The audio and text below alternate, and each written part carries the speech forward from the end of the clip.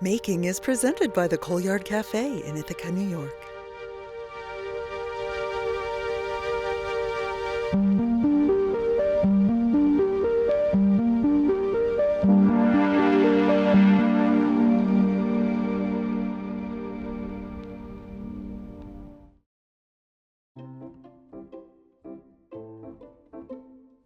A daylily is really the centerpiece of the summer garden because it starts blooming in late June and will bloom right through July and a pretty fair chunk of August.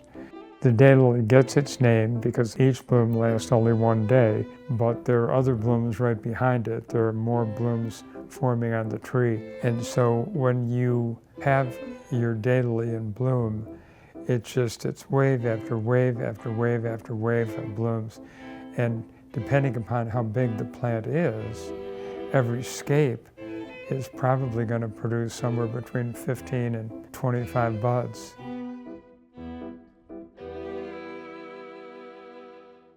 My name is Cyril Weller, and I'm a daylily gardener.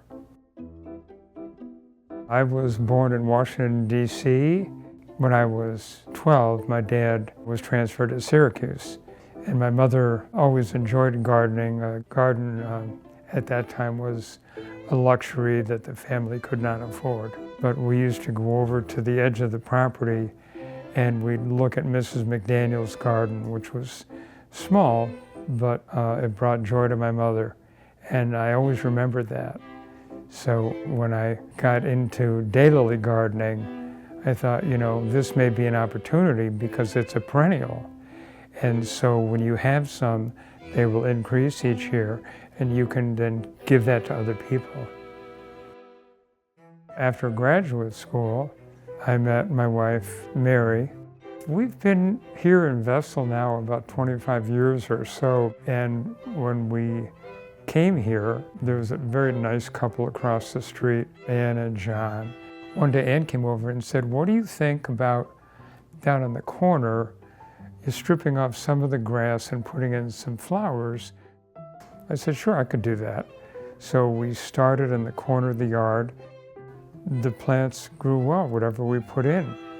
And it turns out that as the street slopes down from the back of the yard to the front, you had built-in irrigation. So they were just as happy as could be. So each year that corner island bed moved a little bit more uphill. So that was the first one of 9 garden beds. Everybody who comes here initially is surprised at the range.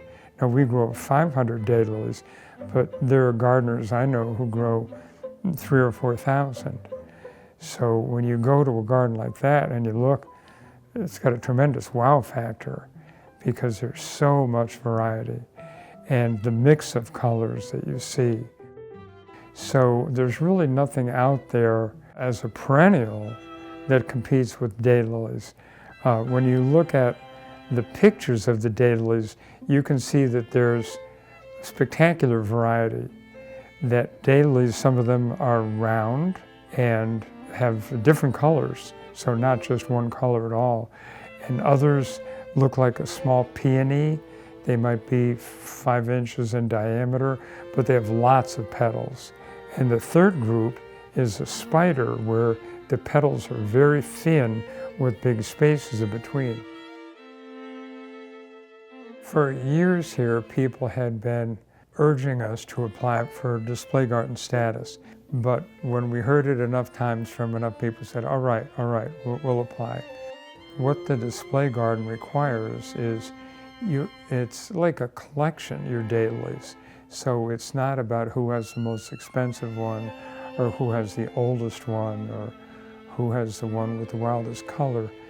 But it's really a mix of all kinds of things that you can get in a garden. And also it has to be well cared for. When you have a display garden, one of the requirements is that each daylily be labeled. And so the labels would specify the registered name of the daylily and also the name of the hybridizer and the year. So you can go out to any daylily here and you can find a stainless steel marker.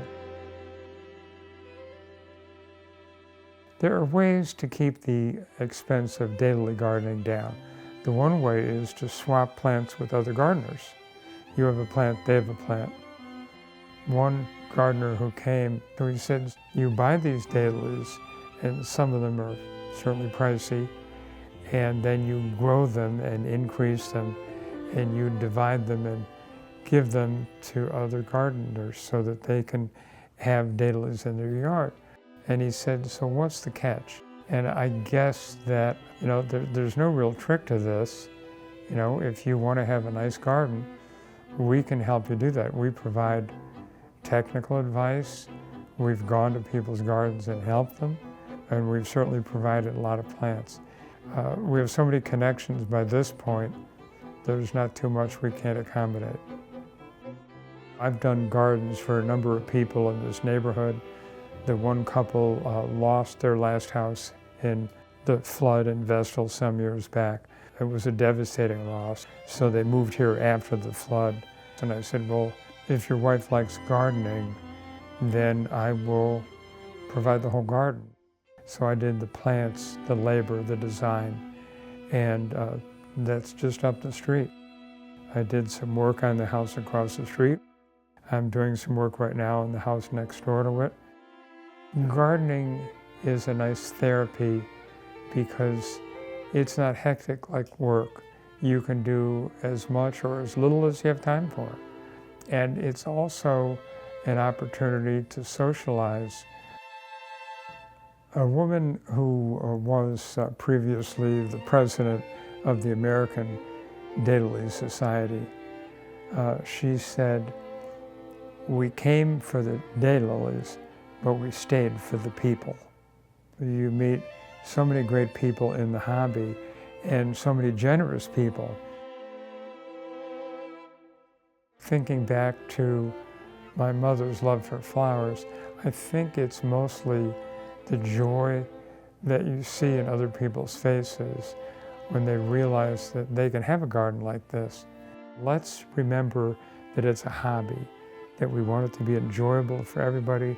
We don't want it to be stressful. Everything doesn't happen today. There's tomorrow, there's next week, there's next year.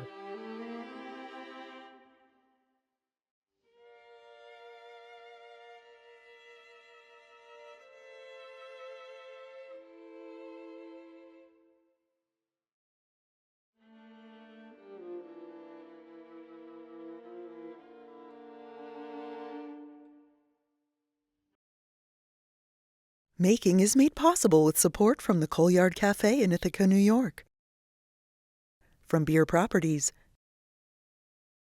and from viewers like you.